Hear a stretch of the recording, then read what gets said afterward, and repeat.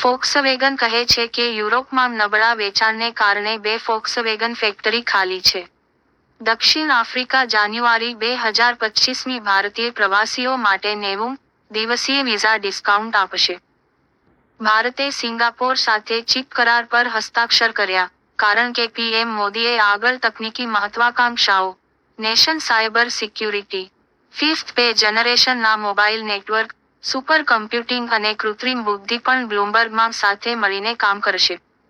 ખાનગી ક્ષેત્રમાં મજબૂત પ્રદર્શનથી એનપીએસ સંપત્તિને 2023થી 24માં 30.5% વધારો નોંધાવવામાં મદદ મળી, 11.73 લાખ કરોડને સ્પર્શ્યા. પીએફઆરડીએએ જાહેર કર્યું કે ઇક્વિટી માર્કેટમાં તેજીએ વાર્ષિક 37.93%નું વળતર આપ્યું છે. ખાનગી ક્ષેત્રમાં મજબૂત કામગીરીની મદદથી કોર્પોરેટ બોન્ડથી વધુ વળતર, કુલ રાષ્ટ્રીય પેન્શન સિસ્ટમ (એનપીએસ) ની મિલકત 31 ઓગસ્ટ સુધીમાં આશરે 30% વધી છે, જે 13.06 લાખ કરોડને સ્પર્શે છે. એક્સિસ બેંકે 10 વર્ષીય ઇન્ફ્રાસ્ટ્રક્ચર બોન્ડ્સના વેચાણ દ્વારા રૂ. 3,925 કરોડ ઊભા કર્યા. બેન્કિંગ ક્ષેત્રમાં ધીમી વૃદ્ધિ વચ્ચે ડેટના માંગને ટેકો આપવા માટે લાંબા ગાળાની મૂડી પ્રાપ્ત કરી.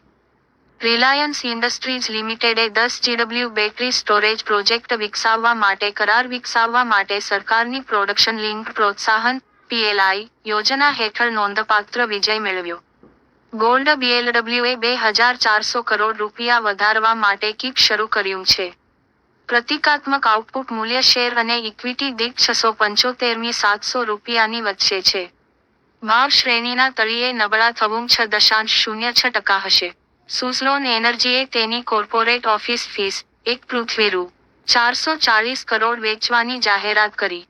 સેન્ચ્યુરી ટેક્સટાઇલ્સ એન્ડ ઇન્ડસ્ટ્રીઝે તેની સાવકી ડાઉન પેટાકંપની એકમાયા પ્રોપર્ટી વતી, થાણે નજીક કાલવાને હિન્દાલ્કો ઇન્ડસ્ટ્રીઝ તરફથી 4 અબજ કોર્પોરેટ ગેરંટી જારી કરી હતી. બ્રિટાનિયા ઇન્ડસ્ટ્રીઝે કિશલે ખોરાકમાં નિયંત્રિત હિસ્સો મેળવવા માટે રૂ. 6 થી 7 અબજ રૂપિયા, પશ્ચિમી અને વંશીય નાસ્તા, બિસ્કિટ, મીઠાઈઓ, બટાકાની ચિપ્સ, નૂડલ્સ અને ચા આધારિત સર્જકોના મૂલ્યાંકન પર વાટાઘાટો કરી હતી. એક્સિસ બેંકે 10 વર્ષીય ઇન્ફ્રાસ્ટ્રક્ચર બોન્ડ્સના વેચાણ દ્વારા રૂ. 3,925 કરોડ ઊભા કર્યા હતા. ઓક્ટોબર ઓપેક વધતા ઓક્ટોબરથી ઉત્પાદન વૃદ્ધિમાં વિલંબને ધ્યાનમાં રાખીને, બેન્કિંગ ક્ષેત્રે મજબૂત લોન માંગને ટેકો આપવા માટે લાંબા ગાળાની મૂડી પ્રાપ્ત કરી છે. ચાઇનીઝ શેરો યુ.એસ. ની ચૂંટણી પહેલા, બેંકે શેરની ભલામણને વધુ વજનથી તટસ્થ બનાવ્યા.